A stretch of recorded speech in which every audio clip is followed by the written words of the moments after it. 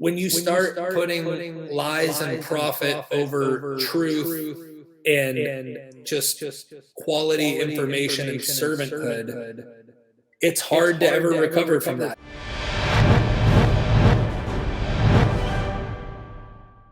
What's going on, everybody? It's Brian and Ben from 4FTV, where we cover all things from faith, family, fitness, freedom. And today we are exposing the Liver King, not Primal.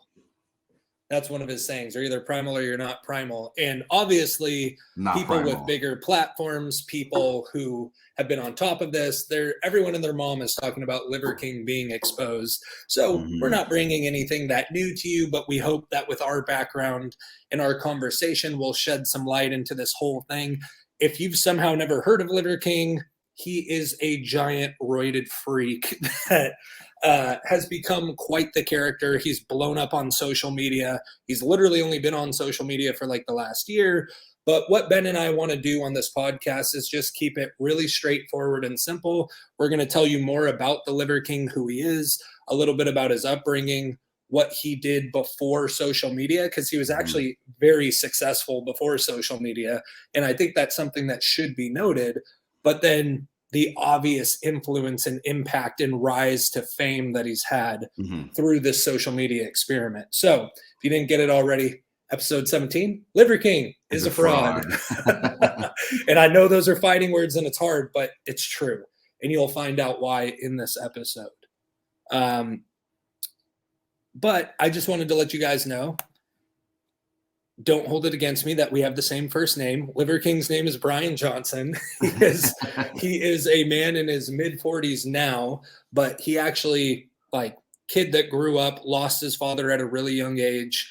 And to any of you that have gone through a similar situation, like Ben and I empathize with you. There's a silent pandemic happening of fatherless homes, and it definitely affects the mental health of both men and women. But it could be really hard to grow up without a father. And I know he had siblings and he had his mom. And he was actually a really scrawny kid, believe it or not. If you've seen the pictures, you would never believe it. But scrawny kid, his mom ends up, I don't know if they ever got remarried, but actually they did, because he was called the stepdad in the article that I was reading. Liver King's stepdad introduced him to weights when he was 14, specifically the bench press. He started getting after it like every young boy that's going through hormonal phases and wants to get big on the bench. And he said that was sort of his outlet, which how many of you can agree? Any men listening, any women listening too, but especially young men. I think we all went through some sort of phase between 14 to 20 where we hit the weights for the first time. Our body started changing. Our body was responding. We got more confident. It changed the dynamic of our interpersonal relationships. And ever since then, his confidence started growing, his body started growing. But the big thing that we also wanted to bring up was he met his wife pretty early on. And I apologize that I'm going to be ranting for about another minute or so, because Ben will get to talking, but I just wanted to give you this brief That's good, background. Man. Take it. Go ahead. His wife, and no disrespect intended, I don't remember the name, and we want to keep this short for you, but she's the Liver Queen. They met when he was young. He was a pharmaceutical sales rep. He was making like $100,000 to $120,000 a year. She was crushing it in the dental industry. She did surgical implants and other things where it was like 80 to 90 grand an appointment with her. And apparently it was love at first sight. Liver King said, "That's the Liver Queen. She's primal. I smell it on her. Like the pheromones are raving." And they came together, and literally they got engaged within 3 months. And in the first year of being together, they built her $400,000 a year dental practice into a $1.5 million practice, which some of you might be like, holy crap. And you should. That's very impressive. Most businesses, 90% of businesses fail in the first few years. Yeah. And then within 10 years, another 90% fail and never reach the 7-figure mark. And he did it in a year with his wife. And within 3 years, they had hit the $5 to $6 million mark. So I don't know if it's if there's a gene inside of the Liver King and inside of the Liver Queen where they're skilled, they're intelligent, and they know how to build a business clearly. But they started building a multi-million-dollar business together early in their marriage and in their relationship in general. Yeah. Relationship in general. Thank you. And it seems like ever since then, they've both capitalized by just building business after business and expanding the amount of businesses. Now, I'm unclear of how many businesses they own together, if they still have the dental practice and they're hands off, but Liver King owns at least 3 other companies that you may or may not have heard of. Heart and Soil, which is a supplement company, Ancestral Supplements, which I'm sure you hear of more because the Ancestral Tenants, and then the Fittest, which I think I've heard of, but I'm not sure, which is protein shakes. And obviously, one of my first questions to Ben was, why do you think he has 3 different supplement companies instead of just operating one massive beast? And Ben, you had an interesting take that I think is very legitimate on it. Yeah, I mean, none of us really know this for sure, just that obviously we don't really know the measure of scrutiny that he's taking right now after all of this stuff recently leaked or surfaced. Right. But I know for sure that it's going to be a negative impact on his business. And he may have foreseen this, had an idea that this might happen at some point in time. And especially the part of his business that heavily leans on all of these, well laid out ad campaigns for ancestral living and stuff, and his particularly related supplements and stuff, that if things go south, it probably is a little bit more cut and clean to, close that business down, that aspect of your business, and kind of put your resources and priorities elsewhere. And I could be wrong, but they're all nutrition supplement companies, but they're definitely kind of angled toward a different part of the market per se.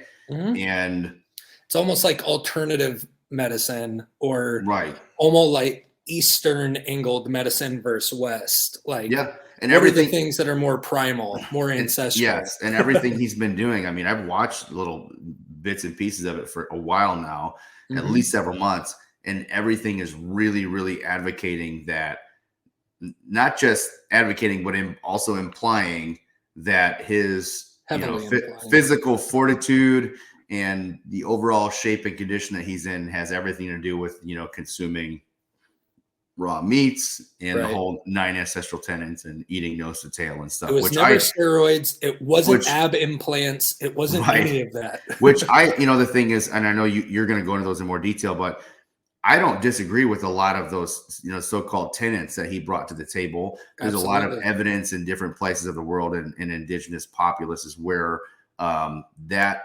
method of consuming animals is shown to be advantageous. And there's a lot of things in our own diet on a regular basis. I've had this conversation with sports doctors, chiropractors, about how some of the movements, generated by our monstrosity of food industry and stuff like that have pulled us away from foods that we used to consume on a regular basis that were rich in beneficial things that had to do with anti-aging and connective tissue health, like consuming bone marrow and cooking soups that actually are high in those type 1, 2, and 3 collagens and stuff. And we've stepped away from that because of the whole boneless, skinless chicken breast. That's the only thing you're supposed to eat, is right. Or just like the vegan vegetarian movement of meat is bad, animals are bad, it's inhumane to be eating meat whatsoever. And and we're also not harping on anyone that chose to be a vegetarian or vegan because of what you believe are ethical issues around animals, because there are a lot of malpractices out there around the farming of animals, but we are not covering that in this episode. Right. Yeah. In a nutshell, if that's what you want to do, more power to you. But when it comes down to, really looking at things like our messed up food pyramid or other types of, crazes and fads that we've seen come and go, usually subsidized by some, company or entity or body that has they have a dog in the fight or a horse in the race. And that's why the data comes out conveniently the way that it does.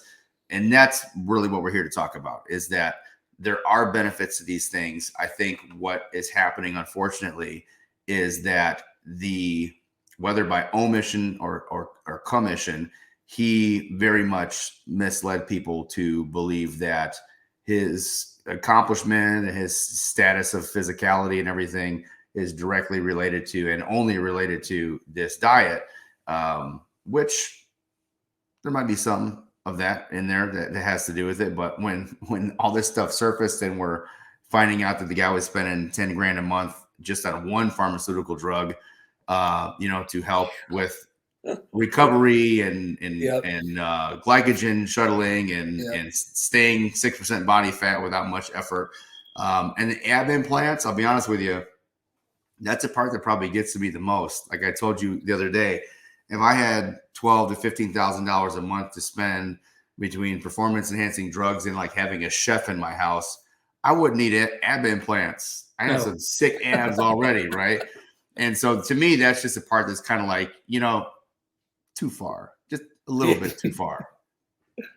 Exactly. And this is the part that's, I'm sure, frustrating for all of you listening, but it's also extremely frustrating just for us as coaches, because there are very few items or topics that you can be completely black and white on. And when we look at the Liver King, just like Ben was saying, the sad thing about all of this is if he was just open about using steroids, he wouldn't be getting the backlash he's getting. He wouldn't potentially be having to shut down the businesses or pay massive fines for misleading people. We have no idea what's to come of this because it's so new. And to be honest with you too, my issue is I don't, because we see this with influencers, we see this with athletes and stuff all the time. And you see some guys like, Sebum and Jay Cutler and stuff recently have kind of come out and talked about their performance advantages or whatever else it is. I don't expect somebody to say here's the cover on my personal life and I'm going to pull it back. Right. But what he could have done at those moments, and this is just what I think would have been a more intelligent and kind of diplomatic response and less misleading, is to say, hey, you know what? I'm not the focus or the center of this, but here's a list of people, because we talked about this. His son had medical issues, right? Yeah, it's something called PANDAS, which is an autoimmune disorder. Yeah, and he ended up, supposedly walking out of a lot of these afflictions with this and issues with the sickness by applying these ancestral tenets of eating. Right. So what he could have done at any of those moments, and someone said, hey, do you do this? Do you look this way just because of eating this? What he could have done is said, hey, I'm not the only test example or petri dish for this experiment. Here's a list of people who have had these autoimmune disorders, this, medical issue plaguing them.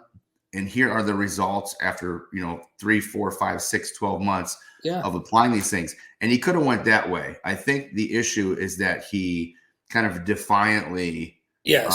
He double and triple down on lying, because he could have, even if it wasn't truly his ancestral tenets, the 9 of them, he could have opted for similar people that are going to what would be deemed like more radical or strict or off the normal beaten path measures. Like Jordan and Michaela Peterson have been so open about, dude, we had to get crazy strict on a carnivore diet to solve all these health issues we had. And like Michaela Peterson talks about it being the wolf diet, as she calls it, where it's literally just like lamb, water, and tea is pretty much like all she can. And we're not advocating for any of you to start that either. But the point is, why don't I just go ahead and read to you guys what the 9 ancestral tenets are? Sleep. How many times have Ben and I talked about that? Eat. It's important what you're putting in your mouth. 3, move. It's important to move your body. 4, shield, which is not obvious on the surface, and I had to go read it.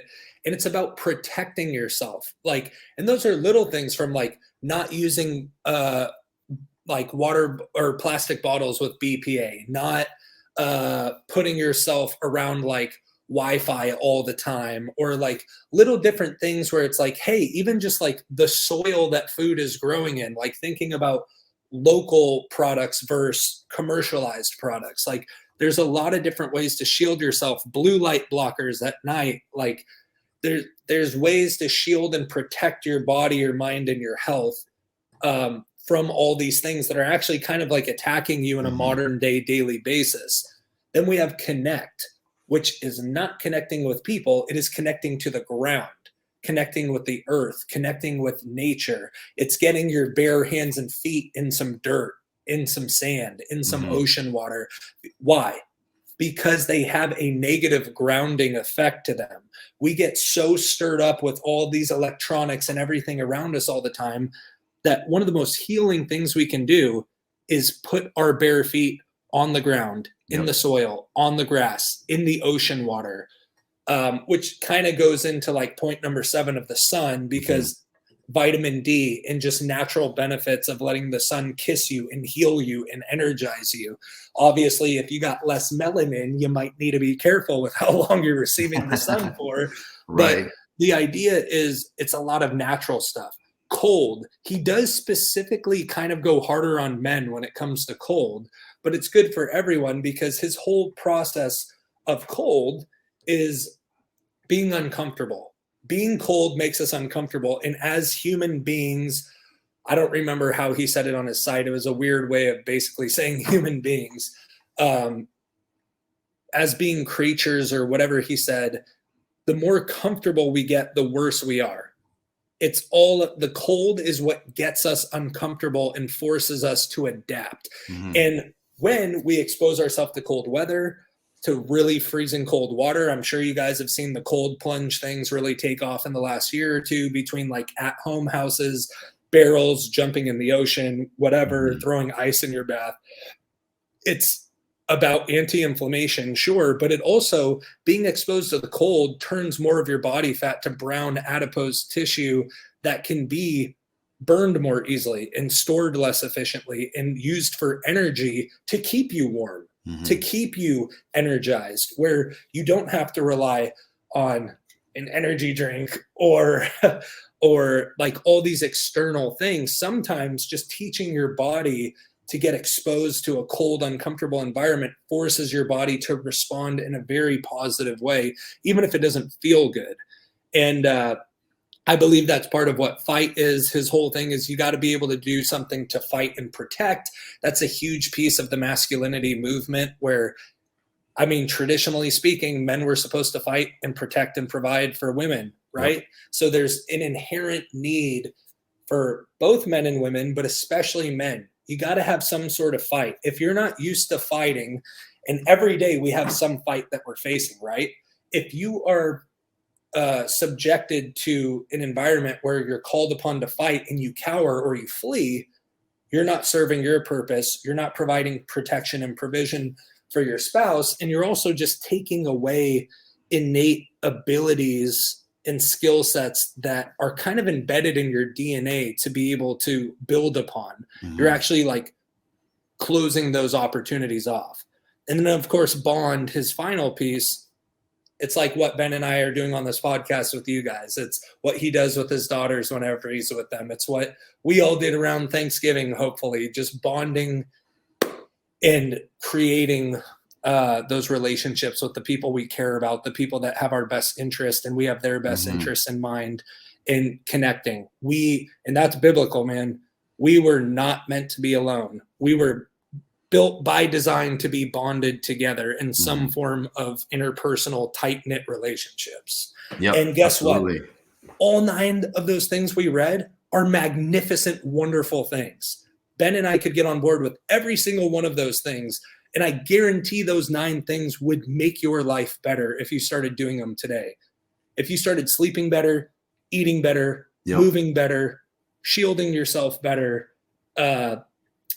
getting connected better, working through cold environments, getting more sun, fighting, bonding, you would see dividends pay off in your life. True. But the problem is, he said that alone is what gave him his physique. And that's why so many people are upset. And I'm sorry, I'm just going to make a public service announcement. You guys got to stop being so dumb and naive. When you look at Liver King, come on. He has a descended gut in Death Star capped delts, and he's a trap god, and like his whole body screams steroids. There are very few people that could look that shape, that definition, that whatever without steroids. And I get it. Like being in the fitness industry, we're accustomed to seeing this all the time. And maybe people that don't have fitness or workouts or certain things as high up in their priorities, maybe you guys just don't know. But there is almost no example of someone who could look like that naturally. It is so dang rare. But the opposing side of that, just because you can afford $15,000 a month of supplements, or excuse me, steroids, we're not even including how many supplements he took of his own stuff. Just because you're blasting 3 times the amount of IGF-1 compared to like open bodybuilders does not mean you're going to look that way if you don't have awesome genetics, if you don't work out like a mofo. He works out twice a day. He works out hard to the point where he talks about like, by the end of the workout, I'm dying and I got nothing left in the tank. Mm-hmm. Most people could not do 3 of his workouts a week, let alone doing 2 of them a day, 7 days a week. True. So don't get it twisted. The man works his ass off, and he is so committed to eating clean and doing all those 9 tenets, even though more things have come out, like his sleep is actually bad, which is probably because the amount of steroids and everything he's taking. But those 9 tenets alone won't make you look like the Liver King. But the Liver King can't even look like the Liver King without a little bit of help of steroids, but the steroids would never make the Liver King look how he looks if he didn't already have an amazing work ethic, crazy discipline, and good genetics. I think you know the common denominator in all of it, and the takeaway, because it's interesting, I've had a few conversations with clients of mine, probably like up until this happened, you know, probably going back a couple months, and they all started based off of how do I put this nicely? One of them in particular works with several other females who are younger than her. And this woman as a customer of mine, has lost like 70 pounds. She's, you know, her whole life has really changed dynamically and dramatically. And she's in her 50s, and she has several coworkers who are, I'm gonna call it what it is, abusing diet drugs in order to try to lose 10 pounds because they don't want to make any lifestyle changes or whatever else it is. And they don't see her as kind of like a voice of significant influence, because she doesn't look like the fitness model that they want to look like. Right. But she's like 30 pounds away from her end goal or whatever it is. But it was interesting that she brought it up. And I said, you have no idea how many times I'm on social media and I see some girl who's like 110 pounds because she's 19 years old and she just has 110 pound genetics, and she, you know, stays fairly active. She does not have anything beyond a rudimentary understanding of exercise. And she's hawking some product or some line of products or whatever else it is. And people, we have a inherent terrible ability to skip a bunch of necessary steps in this thought process of correlating success with something that we want, you know what I mean? Like a shortcut or whatever. And it's mind blowing how many examples there are of influencers. I told you, like, Brett Contreras made a post about this not that long ago. He's like, the people who are the best practitioners are not going to have the biggest following because they can't afford to spend a third or half of their day trying to generate a bigger following. They're just doing the work. Right. But what you have, unfortunately, and I see them all the time, like I try to post content just to keep my reels active, and people will ask me to post content. I try to, and I've been terrible at it, but I see people come in the gym all the time. I wouldn't take advice from them, but they got full camera equipment, tripods and stuff. Dude, how many tripod setups I see at my gym is absurd. Yeah. And they're recording everything, and they probably have like way more followers than I do. But the point is, this is the current threat that we have, right? Yeah. It's not a lack of information. It's an incredible mountain of misinformation Inundation. because there's so much of it out there. And because unfortunately, you used to have to earn your microphone. Everybody's got a microphone now because of social media, right? Everybody has the same right to say things. Yeah. And so it really kind of like came in sync around this whole time with the Liver King thing is on, interesting conversations that I've had recently where it's like, what you're saying is true. I mean, 70 pounds is incredible amount of weight to lose. That's like nothing to sneeze at all. But you're going to have less influence out there in this arena, in this whole fitness, space than somebody who quite honestly just won the genetic lottery and is really young and has baby-like skin and knows how to do perfect camera angles and filters and buy my product. You know what I mean? Well, and just like you said, I mean, if you look at the average age of these influencers, it legitimately is like 18 to 23, 24 maybe. And it's like, it's these people that have been following other people since they were 14.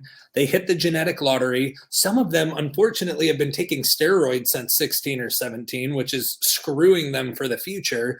But it's like, you're looking, I think part of the reason Liver King also was, I mean, here's the thing, just to recap. He and his wife were already multimillionaires before he was even the Liver King. Mm-hmm. But he has bought so much into this character. He said, Liver King ate Brian Johnson. Brian Johnson doesn't exist anymore. Like, Liver King is my most authentic, optimal, primal self.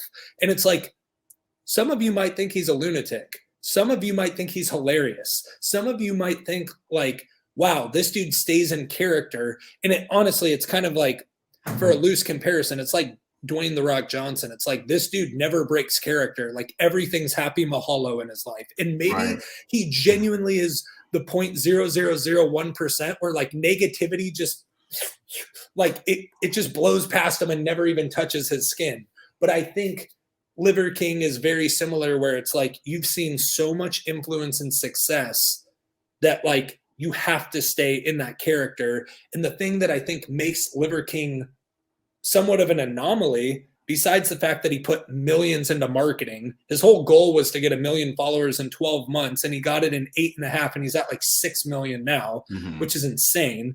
Because we're going to talk about very quickly the metrics of like what that means for his financials. But I think part of why he's popular is because young people think he's funny and older people think, holy shit, you're 45 and you look like that.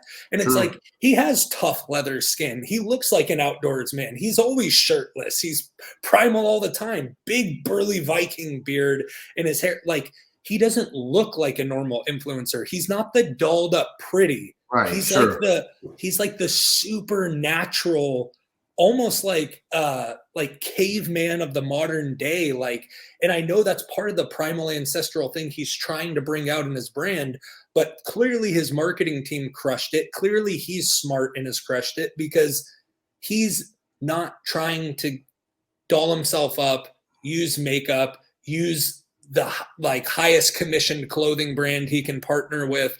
Like, he literally wears like the same pair of shorts every day and then switches shorts after a couple weeks. Like, he's been in interviews saying that I wear the same shorts and shoes every day. Yeah. If I'm wearing shoes, half the time I'm not wearing shoes because I want to be grounded. But no, like, he's definitely like, he really kind of etched out and cornered the market and in what he was doing in terms of faces for that social media. He wasn't out there trying to like get it. He hit something that was missing, but was able to capitalize with the same strategy. But it's like, obviously he had the money behind it where it could go as big and fast as he wanted it to. And again, that's why it's so disheartening that it becomes just another fitness industry nightmare, essentially, or bad story ending where it's like, here's this guy who stands for something that I believe is really inherently good. The 9 ancestral tenets are awesome. Sure. Most good health practitioners talk about multiple of those 9. It's usually, like eating, exercising, and sleeping, or stress management, which he doesn't say, but based off of all the stuff he's talking about, you could figure stress is sprinkled in around like shielding yourself from stress. Geez, like there's one, but like his whole 9 tenets is so awesome. And he's been successful before he was the Liver King. So it's frustrating and disheartening and sad to know that someone who like committed to this vision for a company because of not only his life, but helping solve his son's radical health issue, truly believing in the lifestyle, already having supplements that could potentially help people if they're actually like efficacious doses and well made. But most people are just going to hang on the fact that you lied, man. Like you just couldn't have been honest. And it's the fact that he double, triple, quadrupled down when people are like, dude, what's your stack? And he's like, oh, I'm on PEDs, primal experience, dude. Like, I don't remember what he said, but he made PED into an acronym for himself. I remember that. And he told people like he did his whole thing like, oh, the doctor's results are in. And it's him in a lab coat being like, we did see something weird on the blood test. Primal. It's just no, he went ham on that stuff, dude. I saw some of that. That's what's hilarious. That's what made him lovable to so many people, because whether you thought he was a moron or he was funny or he was out of his wheelhouse, it's like he resonated with everyone because he was a character people would tune into. And it's like, unfortunately, you lied about one of the biggest, darkest things that everyone lies about. And like, now you're going to be cast in that light for a very long time, unless there's like an apology tour. But it's like, with your current success, with the purpose behind not only your 9 tenets, but helping your son and living this lifestyle, maybe you never would have reached $100 million, which is what his annual net worth and like income is now. Maybe you would have only reached 10 or 20. That's still 99.99% more than anyone will ever touch in their life. And you still could have changed lives. You still could have made an amazing difference in so many people's lives and been honest the entire time. But you chose profit over purpose, and you chose profit over honesty and transparency. And that sucks. Yeah, I think the biggest trespass is that, again, you know, when we're talking about the realm of athletics and stuff, honestly, half the people you're cheering on in the Olympics are on some banned substance they're not supposed to be on. And how many professional athletes over the years that were childhood heroes of people and stuff. The reality is it permeates everywhere, you know, pretty much. But where I think he went wrong, where he trespassed the greatest, was more than implying that you can have the same exact results that he has just by eating raw liver and taking these things that he's taking, which obviously sunning your balls, walking with the sled outside with a raccoon cap on, whatever it is. But the point is, you know, telling people that, and like I said, he could have, you know, when it comes to product sales and stuff like that, even if I'm crazy about a certain product I like, you might not have the same result from it. You might not respond to it the same way. And there's a lot of different reasons why. So what I usually try to tell people is like, here's a way to identify a good product. Here's some of the university studies done on these particular compounds, whether they're aminos or you know, other ergogenic aids, citrulline malate, beta-alanine, creatine, right? And you might not have the same response as somebody else does, but I want you to know how to at least make sure you're picking out a product that is well engineered, right, and disclosed correctly. And unfortunately, with a lot of the stuff that you see out here, it's all about how do we trigger an emotional response from somebody or get them online or on the phone to make a purchase decision as quickly as possible, even if it means we're completely like lying to people. And I think that's the biggest issue. Like you said, you could have done a whole lot of things. You could have went a whole lot of places. A lot of people were following this guy for sure and thought he was entertaining and stuff. But now what happens? Where does everything go from here? Again, because the guy could have directed these conversations anywhere else. For one, I think one thing he could have done not make yourself the only face to your company and your products. Like, Yeah. people associate that, and then they say, yeah, wait a minute, like, do you really look this way just because you eat raw liver? Right. Absolutely, right? Double down, triple down, right? Like Yeah. we talked about. And he could have said, here's 100 people, here's 500 people that have been using my products, and here's all their results. Yeah. And marketed things a whole lot differently. I think the issue is, usually they say once you've lost trust, it's hard to get it back. And or it takes years to build trust and right. seconds to lose it. Yeah, absolutely. So what, where do things go from here? Who knows? But I think I don't think you can walk away from like the tainted experience for a lot of folks anyways. No, in the way that I kind of looked at it, because we appreciate all of you listening, and we really need to get better at this, but we need you to like this video, comment below, and subscribe to the channel. I should be telling you this throughout, but Ben and I are not naturally great at telling people to like and subscribe. We just hope we're actually providing content that makes you want to do that. But in efforts to get this channel out to more people and help serve more people, we will try to do better. Remind us in the comments to do that as well. Yeah, we want input. We'll take it. Yes. And what are your thoughts? Like, have any of you tried his supplements? Do you question ever buying them again? Like, these are the things that we worry about for Liver King, because guess what? His beef organ and liver and all these other supplements may actually be really awesome and help a lot of people, but do those get scrapped just because of this whole lie and controversy? I don't know, because beef liver capsules and everything else have actually become, some of the things he sells have become really popular the last 2 or 3 years. Yep. But now people are going to wonder like, oh, I bought your supplements once and nothing happened, assuming that somehow eating beef liver but still drinking soda every day and playing freaking Call of Duty on the weekends is going to make you like some Liver King. But like, I'm really curious to see where this goes over the next couple weeks, because ultimately, like, the Liver King's wrong. He never should have doubled, tripled, 10x down on his lie. But there's something to be said about someone who comes from a humble background, like kind of like had the world against them and came out like really successful and triumphant. There's that like hero story that we like.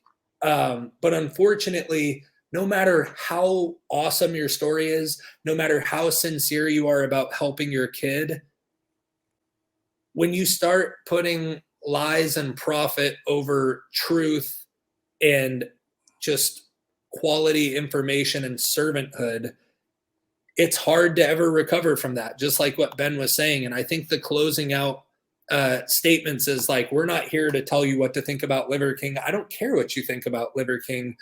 Ultimately, maybe you all should try his products. Maybe they'll help you. Maybe you don't trust him again and you need to find someone else who does the same products.